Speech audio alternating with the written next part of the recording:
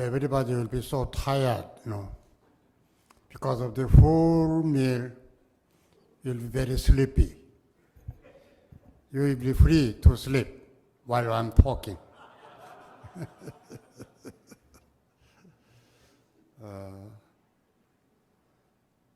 As already Dr. Timothy Park informed, this forum was specially arranged as a celebration for the first anniversary of Devt Choi Museum and Library, cooperatively hosted by the U.S Center for Missions Research and Development and Devt Choi Missiological Institute. These two institutes are almost twin. As you guess, this forum is especially celebrating two entities under my name. So I was intended to be a listener, I was not supposed to be a speaker.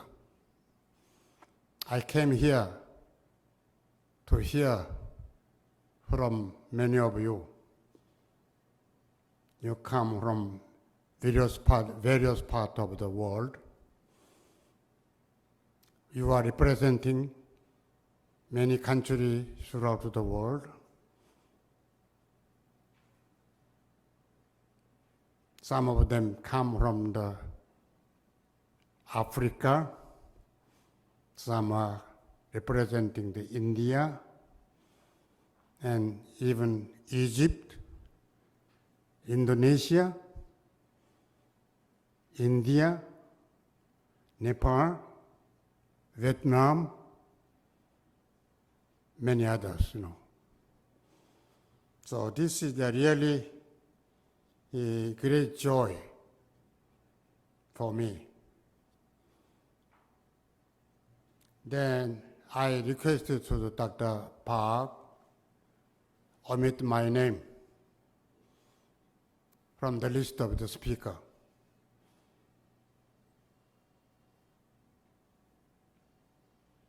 I also asked to find someone who are well-researched non-Western missionary movement. There are many specialists,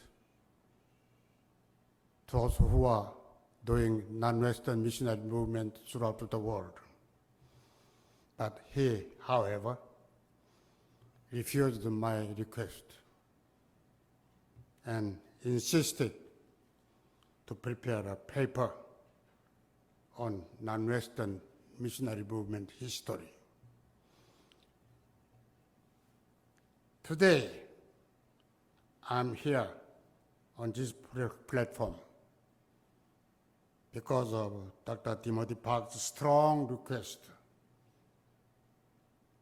I'd like to hear many different opinion from the many mission specialists, mission thinkers, mission leaders, and also mission professors. But I was not allowed to listen until this time. But the previous two speakers were very well presented, particularly Dr. Hansel. He most covered my area of the non-Western missionary movement while he was talking about the trend of world missionary movement. But I want to share with you all of my God-given special calling and advance for the progress of the networking of the non-Western movement. My presentation is very limited to my own experience, not to hold the pictures, but through my view, my experience, I will share with you. First of all, non-Western people, who are they? Non-Western world, who we are. Third world or non-Western world. Non-Western world was called as third world by the Western mission leaders since 1960. I'd like to share on who are the third world. Who are the third world? The third world has a different worldview from the Western view of the world. That's a different. Third world have their own worldview, not just as the same as with Westerners' worldview. Third world means the world which has lived a dark and shadowed life in the Eurocentric age of world. So we have a very sad experience throughout the more than 200 years under the colony of the Western world. Who are the we? Number one, politically, the third world means the non-allied world. Non-allied world. What that means, the non-allied world? That was, the nation has not belonged to the Eastern Bloc or the Western Bloc politically. During the 20th century, we were not belong to the Eastern Bloc, not belong to the Western Bloc. That's the third world. Economically, the third world means the underdeveloped or developing countries, which are suffering from the poor economics because of the lack of management ability, development or international trade, in spite of their abundant natural resources. In the third world, the abundant natural resource we have, but we didn't know how to manage, how to develop. That's why we suffered.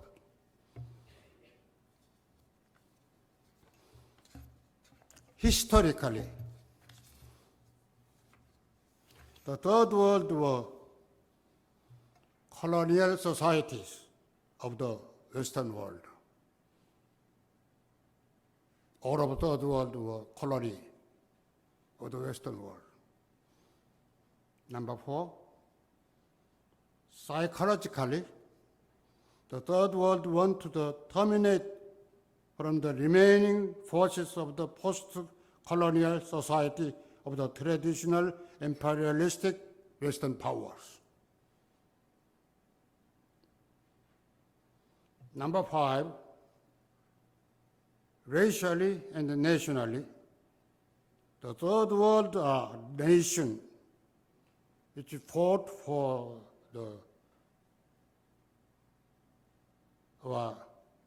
gained their independence after the World War II.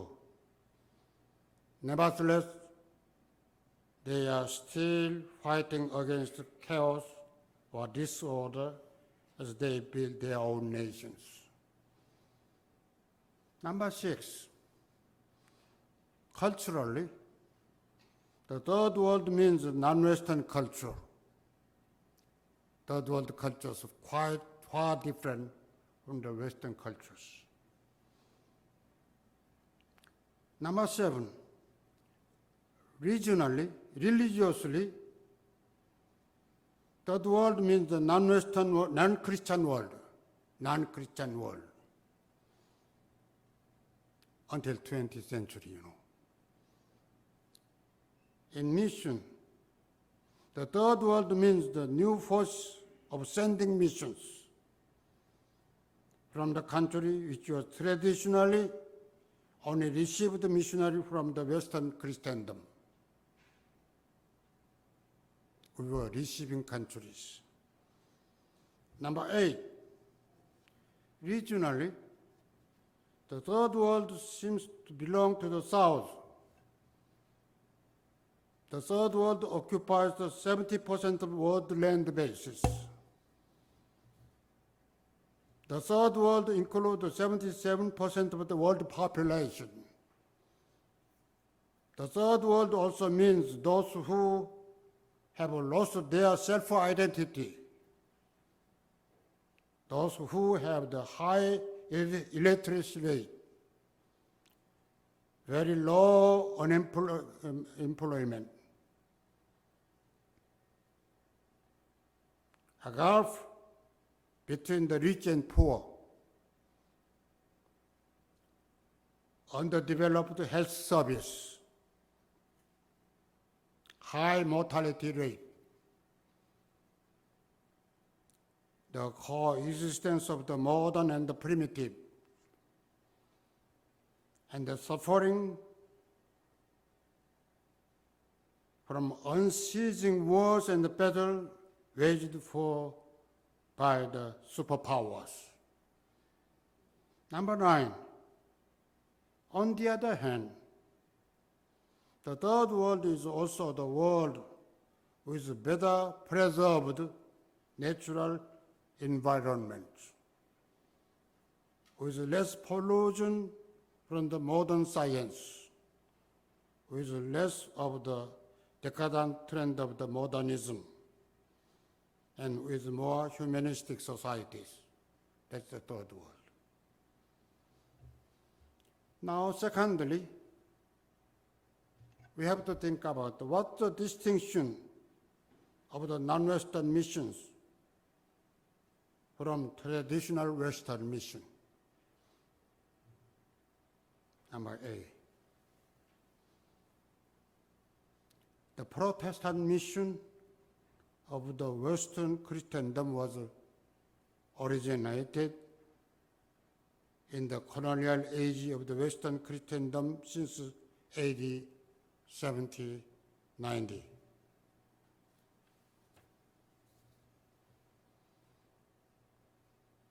It was a mission from Western Christendom to their colonies in Africa and colonization of the Asian nations. Colonial mission coexisted with colonial powers' conquest, ruling, and exploiting, and all of those are mingled together with the missions.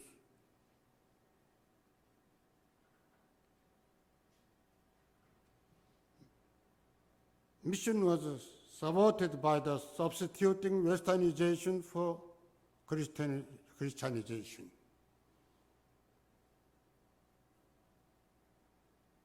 Westernization was subsidized for the Christianization. The mission was the denominational expansion of the Western Christendom instead of planting the national churches. Still, we are calling Presbyterian, Methodist, Anglican. That is not to belong to the Christianity, but belong to the Western Christendom.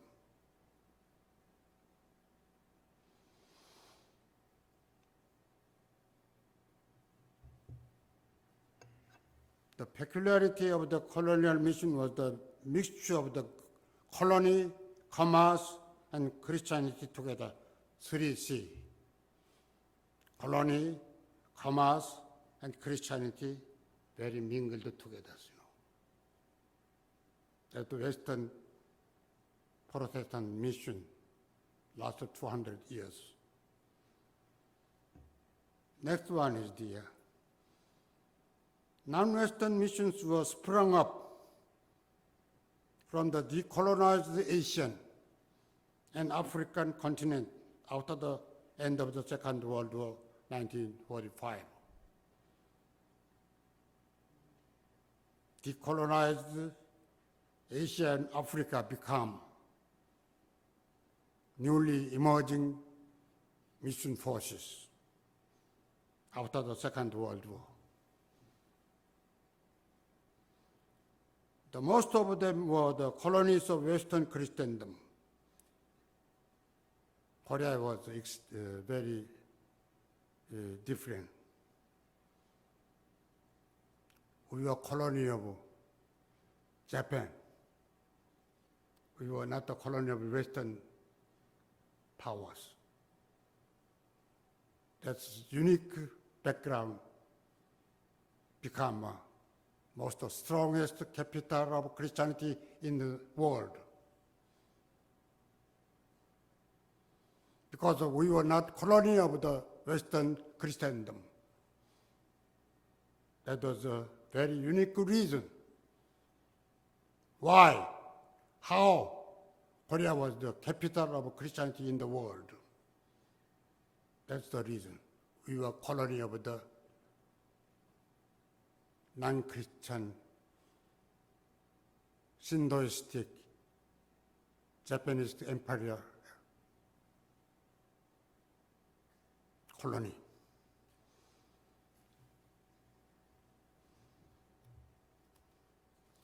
Since they were Third World War exploited and oppressed from the authority of the colonial powers, the decolonized newly independent countries, most of them are restricted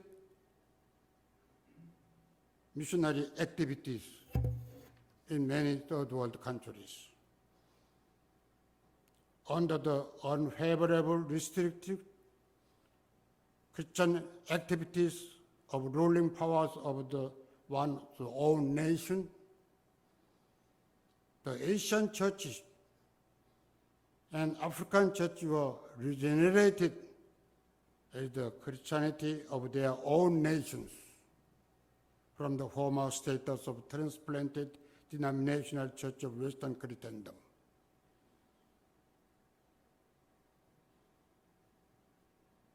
That's the change of the revolutionary change of the world after the Second World War. By the divine providence, Third World began to aware the calling of missionary outreach beyond their own culture.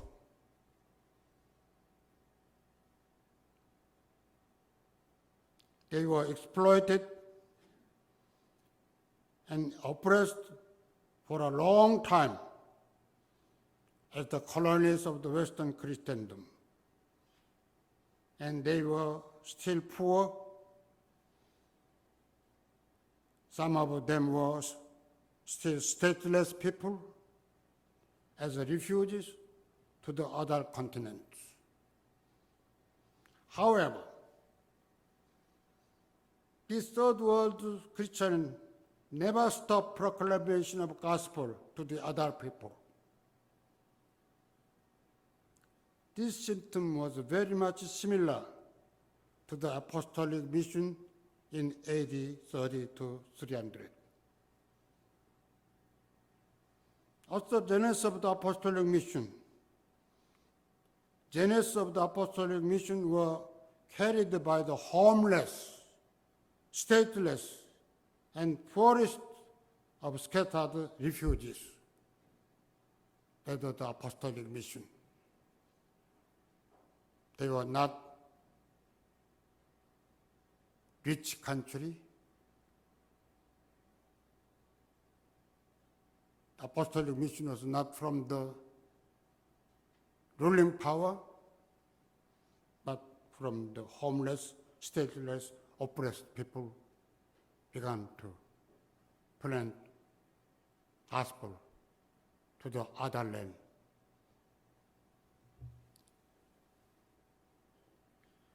Apostolic mission was passed from the oppressed, powerless nations to the wealthy, powerful nations and a ruling superpower emperor. Apostolic mission were try to reach the wealthy countries, strong countries, powerful countries, even though they were homeless, stateless people. The apostolic mission was the itinerating mission, not invading mission, not occupying mission, itinerating, moving for the new areas. They were crossing all the direction of every cultures. The center of the apostolic mission was the eschatological.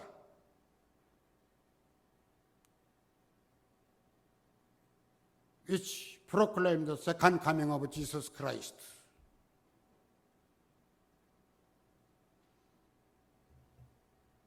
Not building their own national kingdom on earth, The apostolic mission survived martyrdom. Mission means martyr. If they proclaim the return, the killing, the martyr, that was the apostolic mission. We are inherited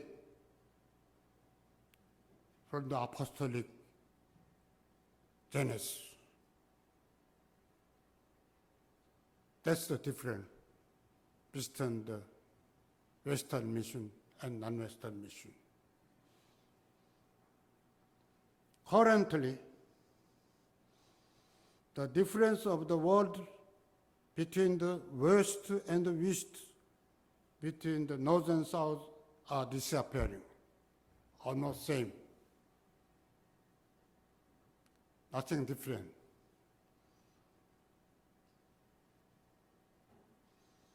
They had to work separately in those days. It was difficult to create a common structure for working together in the past. And we could leave all the work, have the stronger people. But now it is impossible to have a vertical and subordinate relationship among the race and nations.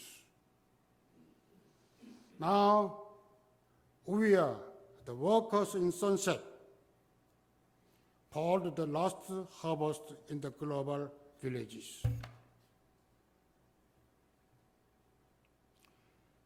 This last age requires mutual approach and coexistence, in which East and West are side by side. North and South are front to back. We have to work shoulder to shoulder and hand in hand. We cannot delay any longer.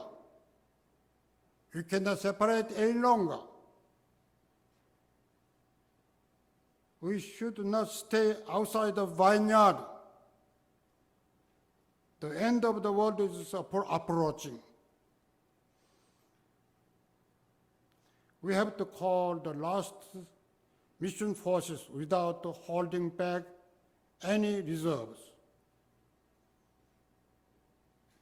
The movement of the non-Western mission advance represent a promise not to step back from the biblical principle by which God only will be glorified. The name of Jesus Christ be lifted on high in this last age, which is filled with non-biblical Christian movements, in which the stronger and oppressing and the weaker and suppressed, and in which they divided themselves one from another for their own benefit. Because all races and nations and countries, whether big or small, whether rich or poor, whether strong or weak, are called from the natural place to ministering within the kingdom of God. No one should use any humanistic prejudice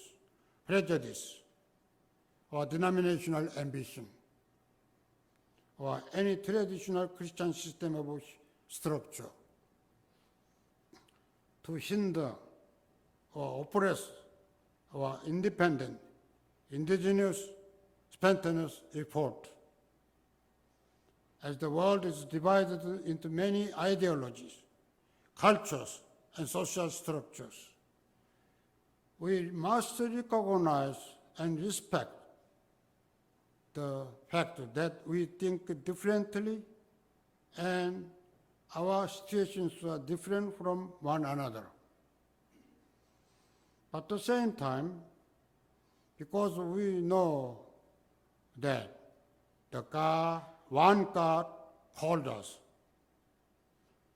and demands us, we have to understand one another, respect one another, share one another's burden, and accomplish our common goals by sharing the resource with weaker, poorer, the less powerful among us to meet each other's need. Indeed, our United Action for Non-Western Missionary Movement Advance is a very new movement. We represent new forces. It is unwise to put the new wine to the old wineskin.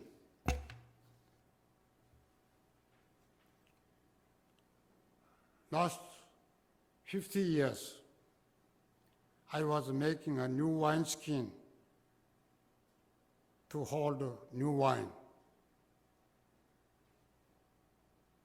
To speak of a new age and new world means new times and new places, replacing an old age and old world. From the age of Mediterranean in 16th century and the finding of a new world. The 19th and 20th century seems to have been age of North Atlantic countries. They have worked hard for their own plan for the new world. Those two wineskins now seems to be too old for the new age and the new world of nearly 300 newly independent nations are existing. Old wineskin is useless for the new world.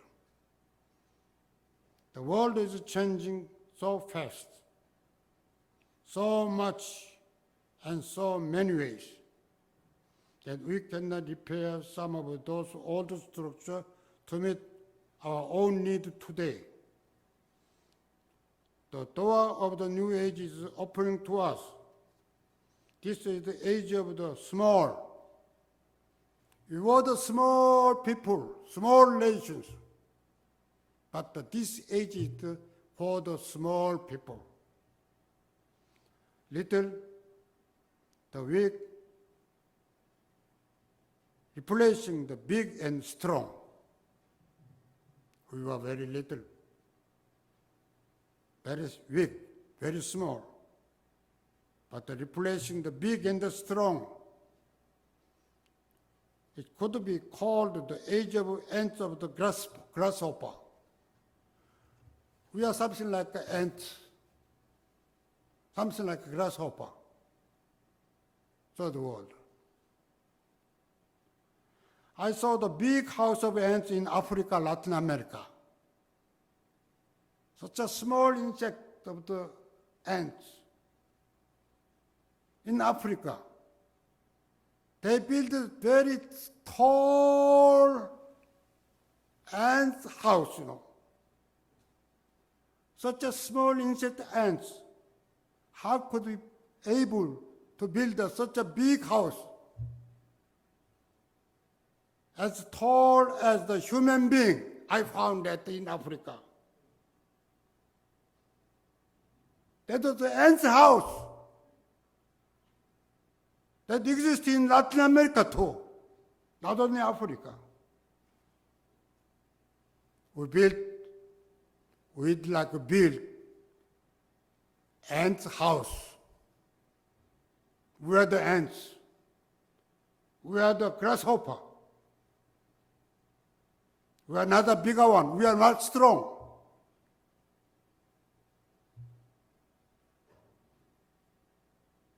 Maybe the people of the non-Western world are to be like those ants. And our cooperative network as a house of ants. We organized the TWMA. Western people thought that is small ants house. We built the AMA, Asian Missions Association. The Western mission leaders thought that is nothing. They are doing some grasshopper, like a grasshopper. We are not the grasshopper, we are the ants. I certainly believe that we can join together our strength and the resource with help of the Holy Spirit, as well we will see the miraculous outcome. We have learned from the teaching the mustard seed in New Testament, and fearful power of the grasshopper and the pentacle. Whole Egypt, that's a large Egypt. Because of the grasshopper, they will do it,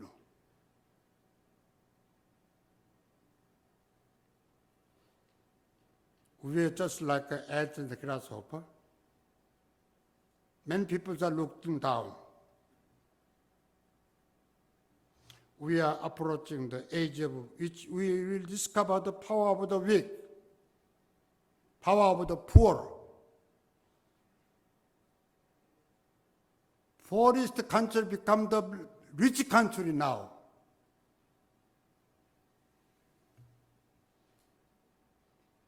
Weak people become a very strong new forces.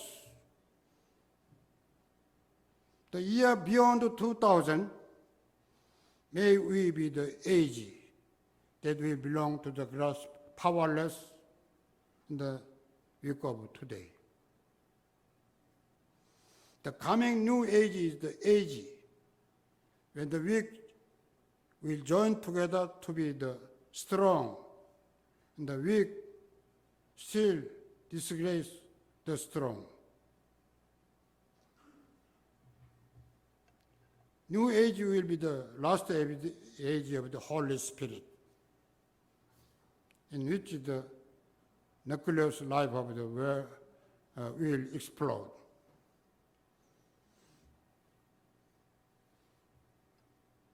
I tried to transform the seminary curriculum to the Mission and Evangelism Center. long time ago. I was graduated with honor in the seminary in theology. I know the many very well-known Western theologians in the Princeton, just like Charles Haji, A. Haji, even the Gresham Machen. I know many of them. Even I know the Karl Barth. I studied Karl Barth well. Even I translated Gresham Machen's book, which was the Liberalism and Christianity, when I was a student. But that was useless. When I began to start the evangelism in the non-church county, I was called to preach the gospel to the non-reached people. And I started my ministry where no church already not exist yet. In the beginning, I found how to begin the evangelism. I know the theology well, but that was useless when I started evangelism. How can I teach the Charles Haji, A. Haji to them? Evangelism is very different from the theology, you know. So I was honored graduate of theology, the failure of the evangelism. I failed in the beginning. Then I started to rethink about the theology, how to transform the theological curriculum in the seminary. Not the theology centered, but the evangelism and mission centered. That was my dreaming. Then I began to learn the evangelism and mission. I went to the States in 1956 to start the evangelism. In the beginning, I went to the Providence, Rhode Island, went to the Providence Bible Institute to study evangelism. Then I moved to the missionary training, went to the Fort Washington. We are located at WEC Missionary Training Center in the Fort Washington. I was trained as a missionary of the WEC Center. Again, I moved to the Bethany Missionary College in Minnesota. I was opened how to make the missionaries. I learned from the Bethany Missionary College. Missionary making process, I found it over there. Then I moved to the Asbury Theological Seminary.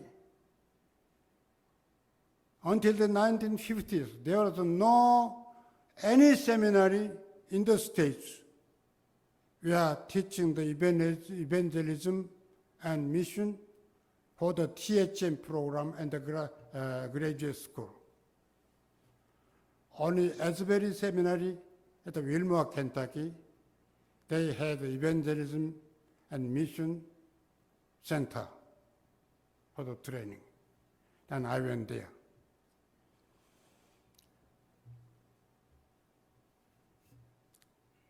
I studied the mission under the J.T. Seaman, evangelism under the Robert Coleman.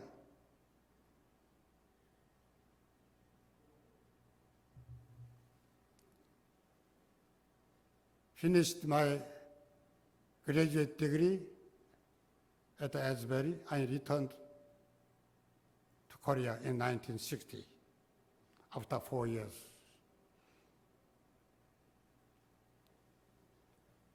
Of course, after that, I got many honorary degrees. One was from the Fairhaven College, Jackson, Mississippi. The other one of the honorary degree from my alma mater, Asbury Theological Seminary. Finally, I earned a PhD at the William Carey International University in Pasadena.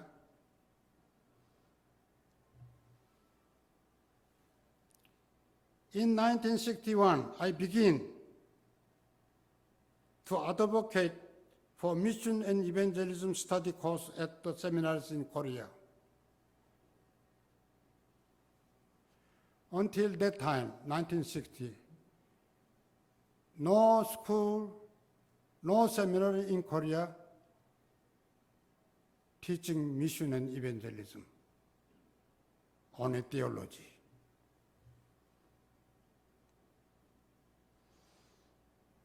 I taught at the Presbyterian Seminary in Seoul, which is the largest seminary in Korea.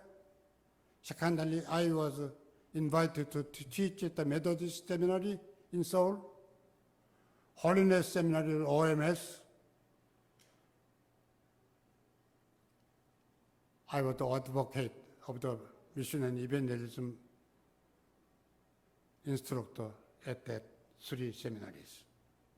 That was the beginning of the mission and evangelism course in seminary in Seoul.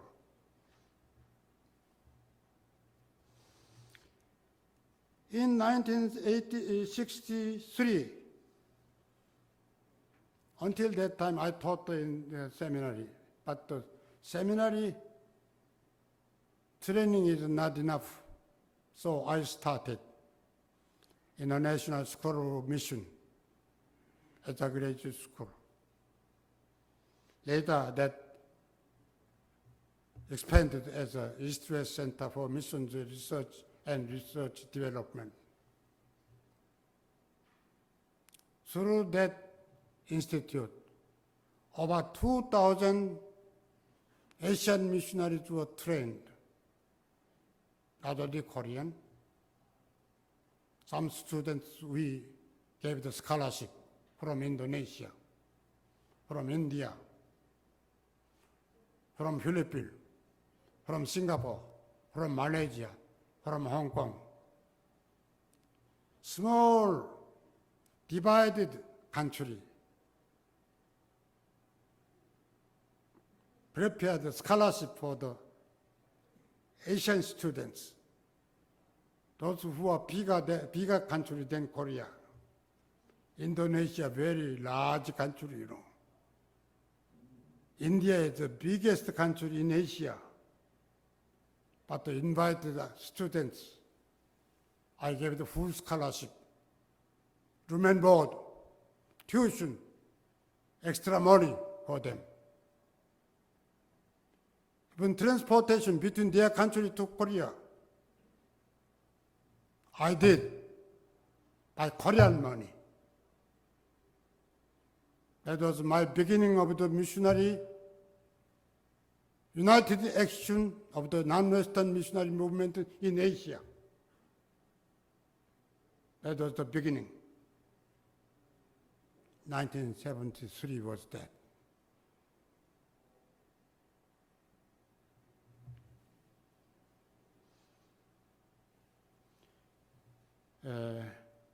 Next, I'd like to discuss about the network, non-Western missionary network and East-West cooperation. How I did for the networking and East-West cooperation.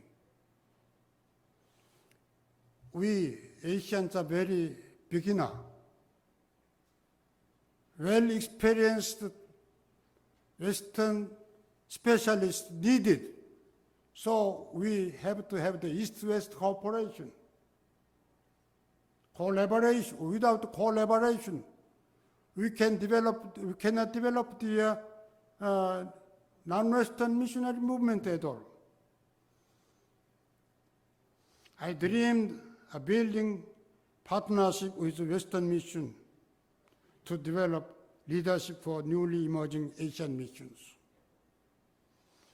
I began to making the contact with the Asian Pacific Congress on Evangelism held in Singapore, November 5 to 13 in 1968. While I was attending there, I visited Overseas Missionary Fellowship headquarters, which is located in Singapore, and I shared my idea with the chief executives of the OMF, my vision to cooperate between the East and West, to cooperate for training missionary of Korean mission agencies in Singapore under the OMF. After the short discussion, however, they coldly refused my proposal. Not at all.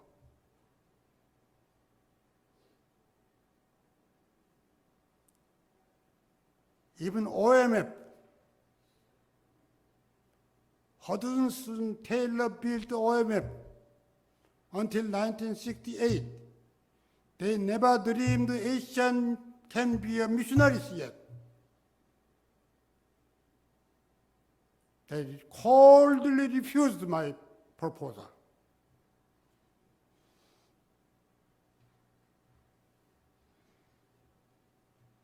But I was not disappointed yet.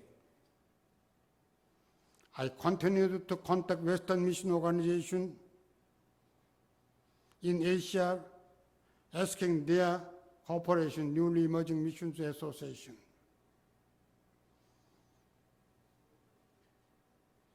I went to the United States in 1969 to contact the Korea Christian and Missionary Alliance, CNMA Mission Board.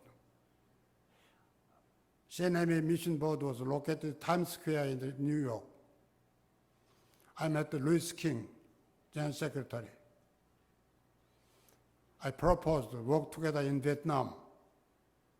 Because of the Korean missionaries are working already in Vietnam. Number of churches already existed by the Korean missionaries. Vietnam was the CNMA's main mission field in Asia. So I approached the CNMA.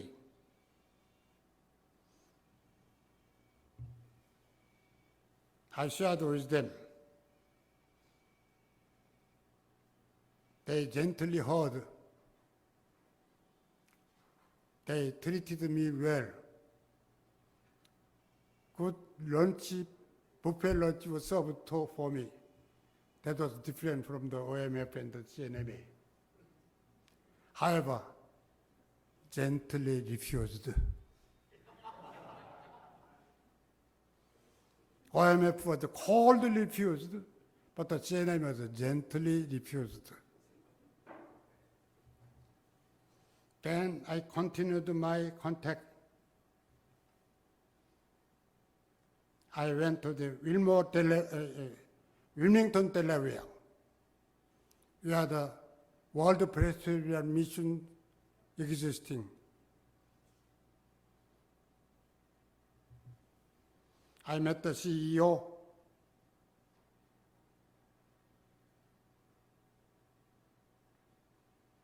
They also refused. They are still sending missionaries to Korea. Our missionaries are still working in Korea. Then how can Korea be a missionary sending countries? They thought that, While we are working in Korea, how you could send your own missionary to the outside of your country? They didn't believe. That was 1969, not long time ago, Then I was tried to contact the other mission agencies in Wheaton, Illinois.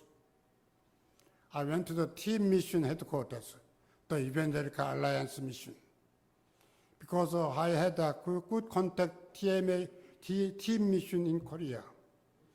When they started the Word of Life Press, I helped them how to register that press in Korean government. I helped them. Almost I organized the Word of Life Press in Korea. They began to start the radio station in Korea. Korean government strongly refused to build a private mission station, radio station. But I contacted the higher level of the Korean government people. Finally, endorsement come from the government. They opened the mission radio station in Korea. Because I helped them very well, I thought, I trusted, they will accept my proposal. After 1 month, 1 hour discussion, they say no. They say no.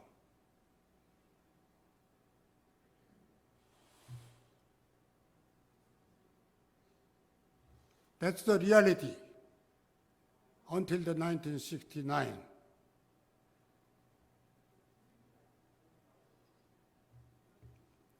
Then my year-long effort to build a partnership with Western Mission was failed. Then I decided to build the Asian network first, and then later pursue the contact Western Mission. That's why I began to change the direction. I tried to contact the Western Mission first. Because they refused, I turned to the Asian first, Asia-wide network. In 1971, I made a special trip to certain countries in Asia. I went to Japan. I met Dr. Akira Hattori, who was a well-known evangelical leader, mission leader in Japan. And I went to the Hong Kong, met Dr. Philip Teng, Dr. Timothy Zhao. I went to Taiwan. I met David Liao. I went to the Thailand. Vichen Wataki Charuen, who was the secretary of the Church of Christ in Thailand. I went to the Singapore. Bishop Chandray, I met him. I went to Malaysia. G.D. James was the Asia Evangelistic Mission. I met him. I went to Philippines. I met Greg Tingson. I also contacted Don Van Ming in Vietnam. And I went to India. Samuel Kamalason and Theodore Williams, I met them. And went to Pakistan. Bishop Bajir Jiwan, I met him. I went to Bangladesh. I met Sabua Sengma.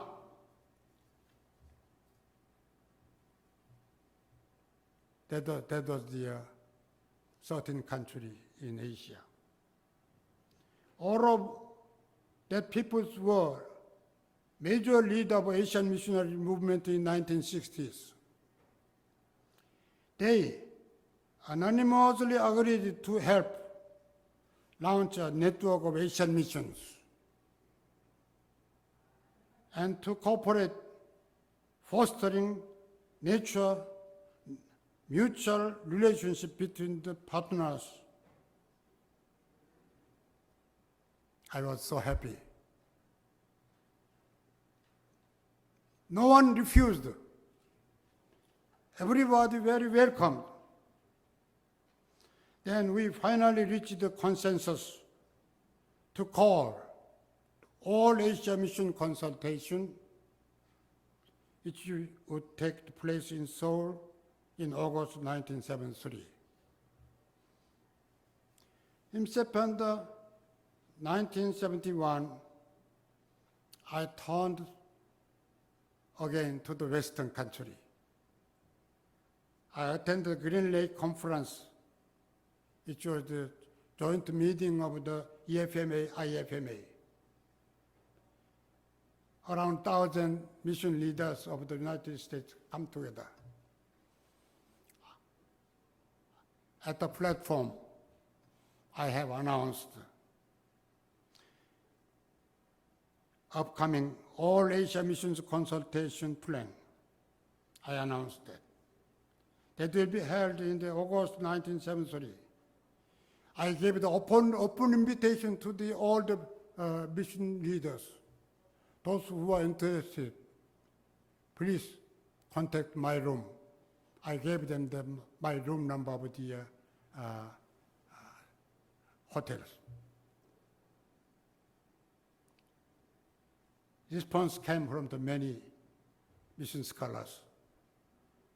Dr. Ada Glassa from the Fuller School of World Mission, Dr. Ralph Winter, Peter Wagner, they joined to come to Korea to attend that. And George Peters from Dallas Seminary, he said, I will come. But all of them, they said, but I don't have the money to come to Korea. Then I said, don't worry about the money.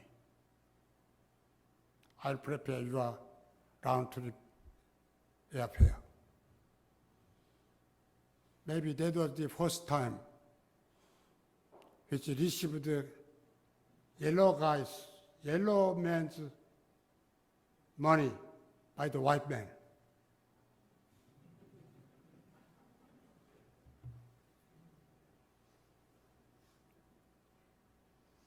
And also,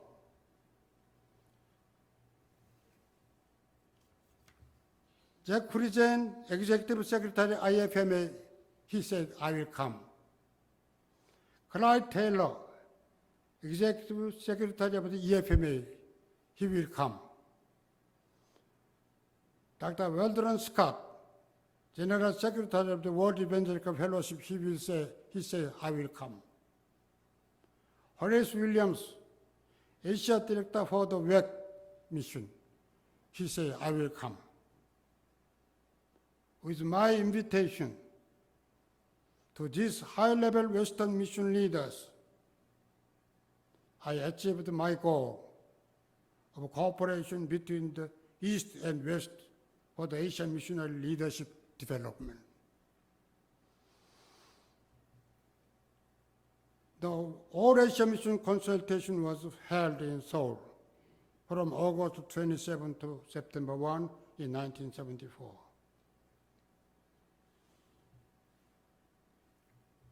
But I had a problem. I never discussed with the Asian leaders, I'm inviting Westerners. When they come, they found Western mission leaders. The Asian leaders surprised. This is the Asian Mission Consultation. You never noticed us to bring the Westerners here. Who invited them? I said, I invited. ASEAN alone cannot do that.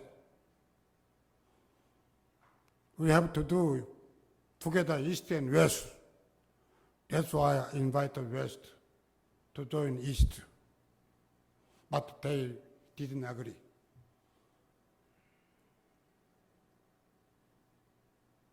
I had a problem. Long discussion with me.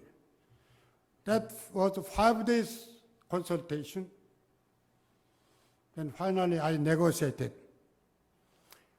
First 2 days we come with East and West together. Last 3 days we will come Asian alone. They said no. They said no. Asian first. Western later.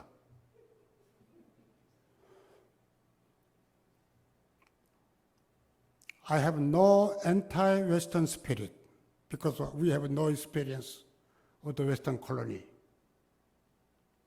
We were always favored Westerners because Korea was a Japanese colony. Finally, they said, 3 days Asian first. Final 2 days, let we come together, discuss with the East and West together. I was very hard to pursue to the Westerners. I called the Western friend. We have a problem.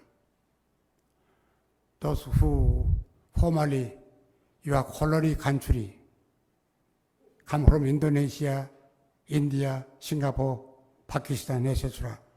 They don't agree with your coming. They are surprised. Even though I invited, they don't agree to sit together with you.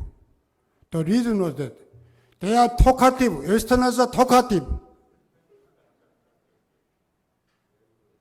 We have no time to discuss. They will talk much. We will be Nisla.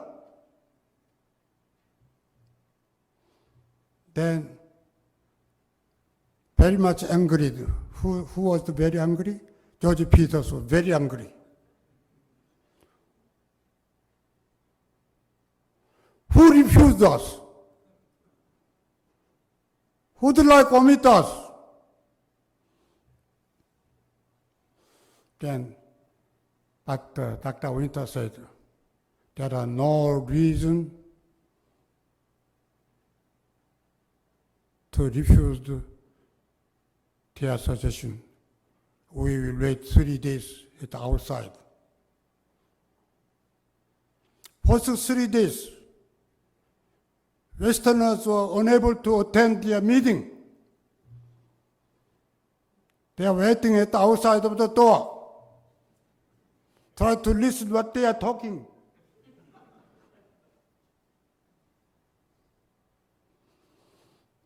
We discussed our Asian alone. 3 days. While we are discussing Asian alone, the Western scholars, Western leaders, they get together by themselves, their own meeting. Then they rewrote all the papers, newly made. Already prepared paper was given. New paper was delivered. Very humble papers. Final 2 days was their type. Dr. Glassa, Dr. Winter, Dr. Wagner, Clyde Taylor, and Jeffrey Zane, even George Peters, everybody was very much gently presented their papers.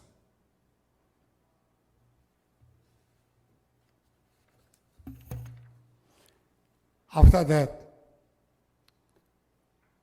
we reached to organize the continuation committee. The continuation committee appointed me as a general secretary. They resolved 3 things. We Asian will sending out at least 200 more missionaries within a year from now, within a year, we send out 200 more missionaries to Asia, unreached area. Secondly, we are encouraging the formation of a national missions association in every country in Asia. Thirdly, we are working for the establishment of U.S Center for Missions Research and Development in Seoul. That means the East-West cooperate together. That was my proposition. These three propositions was achieved.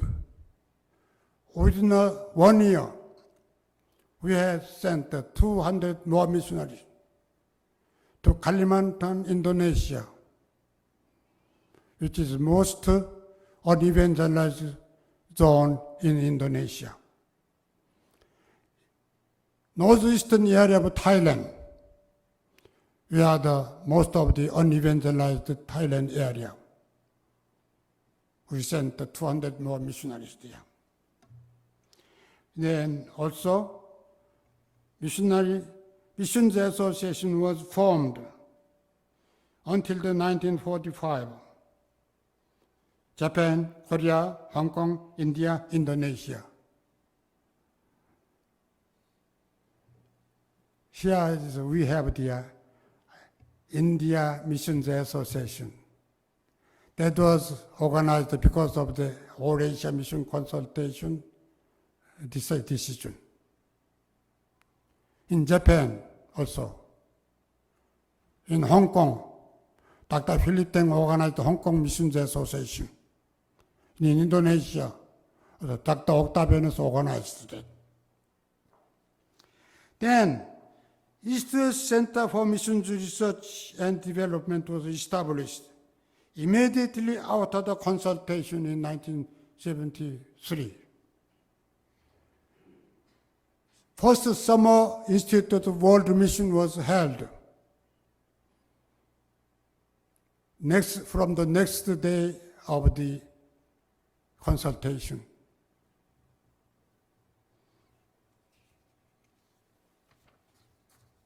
"67 students from 5 Asian countries were enrolled as students.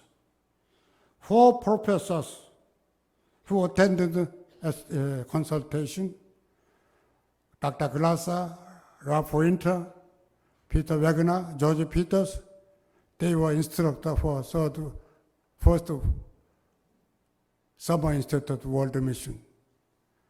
This Summer Institute of World Mission was the first one.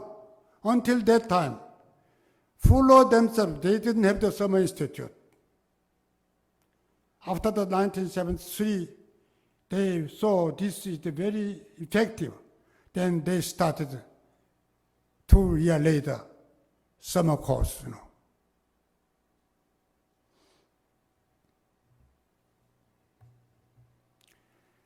As the executive director of Continuation Committee, I initiated the formation of Asian Missions Association, which is AMA.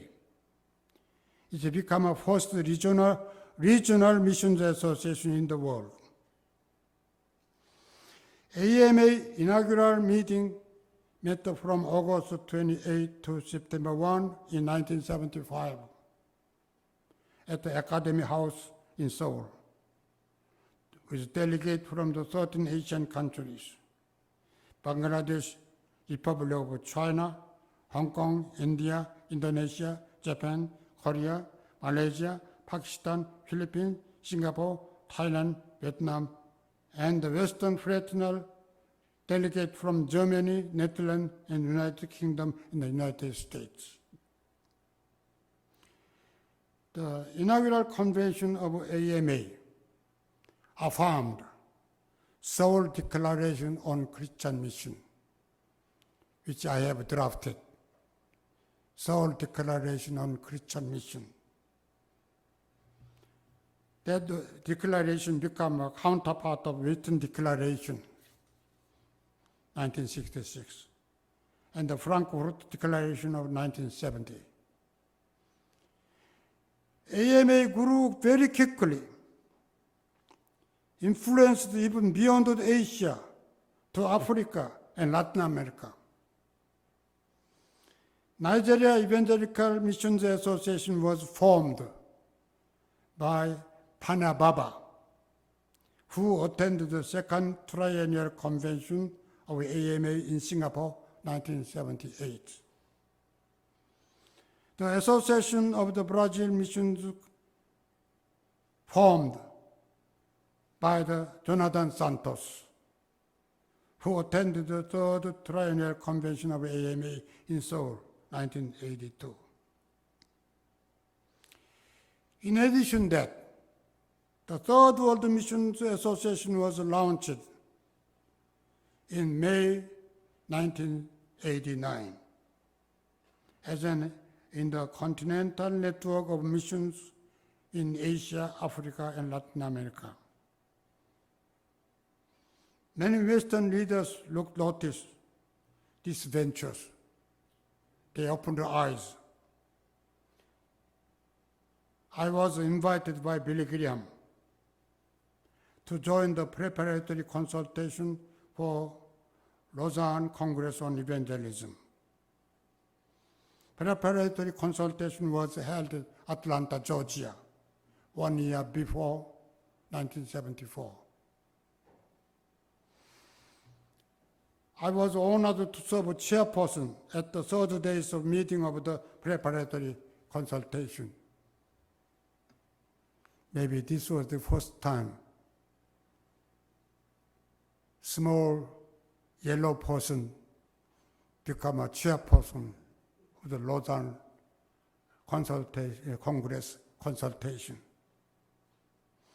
In 1974, I was appointed as a speaker of a plenary session on mission strategy at the Congress.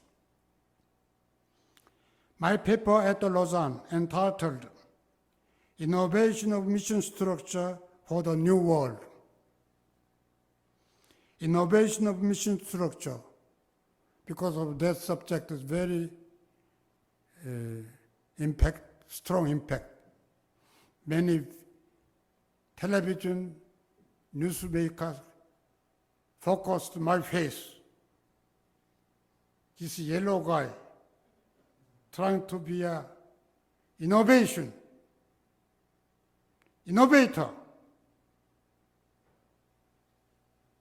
for the mission structure. At the paper, I stressed the need to move away from the one-way mission of the Western world to a two-way approach of mission. I also emphasized that both East and West have a need and resource. Most of Westerners thinking, in the East there are need of mission, there are field of the need. They don't know aware we have abundant resources.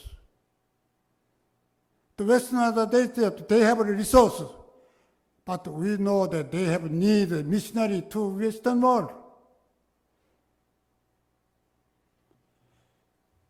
In the Jesus globe, feel the whole God's resource. Nothing different between the East and West. In the East, many resources of the mission and need also still exist. In the West, even though they have the resource, but they do need for the mission in the West too. I emphasize that.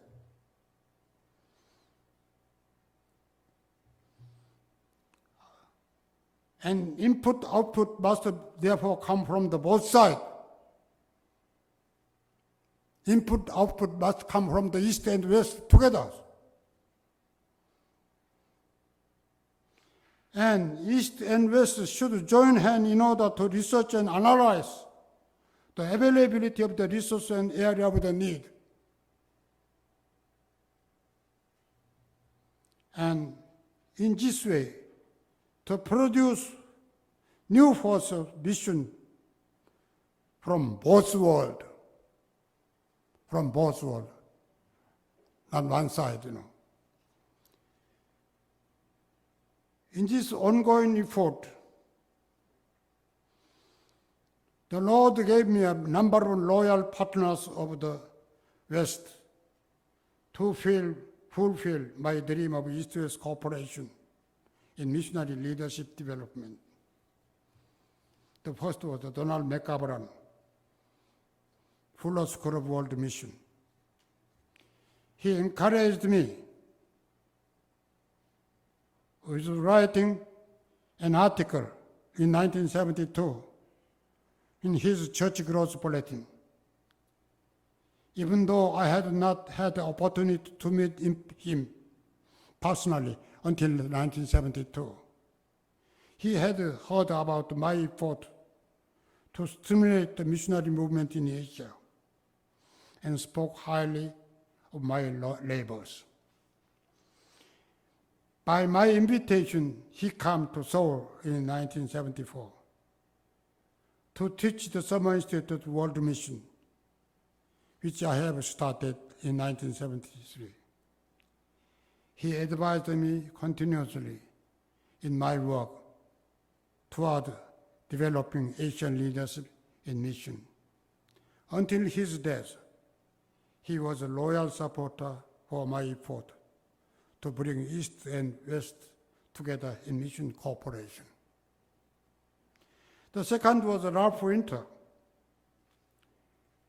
who is one of my mentors and a partner for the East-West cooperation of mission leadership development. For 36 years, from 1973 until his death in May 2009, he was associated with my activities of mission leadership development and networking for the Third World missions. I often requested to him join me in mission work in Seoul, Manila, Thailand, Moscow, Ephesus, and elsewhere, and he never said no. He also never hesitated to write to North Korean leaders, inviting them to William Carey International University for my peace mission movement with North Korea. The third special partner in mission has been Dr. Dale W. Kitzman. He was the former U.S. Director for Wycliffe Bible Translators, and he became Vice President of U.S Center for Missionary Research and Development in Seoul, assisting my effort for East-West cooperation. He served with me since 1974. While he was serving Executive Vice President of William Carey International University, he visited North Korea with me 3 times as my fellow workers for mission to North Korea. Ralph Winter, Dale Kitzman, and I were born in 1924, and we have ministered together the advancement of mission from the non-Western world. From 2000 to 2003, I served as a missionary in Russia. In Russia, I established the Russian Institute of Christian Leadership Development in Moscow. And by the result of that institute, formed the Moscow Synod of the Church of Christ Russia in 2002. I hosted 8th Triennial Convention of Asian Missions Association, which was held in Moscow in September 2003. I also formed the Asian Society of Missiology, which in 2007 elected Timothy K. Park as the first president. In November 2006, 9th Triennial Convention of the Asian Missions Association was held in Ephesus, Turkey. The theme of the convention was the mission, the apostolic way. The Third World Mission Association initiated to call the centennial celebration and consultation of Edinburgh, 1910 in Tokyo. TWMA became a major sponsoring body of Tokyo 2010 global consultation and celebration in May 11 to 15 next week. The coming 10th Triennial Convention of AMA will be held in Jakarta, Indonesia, November 3 to 7 this year.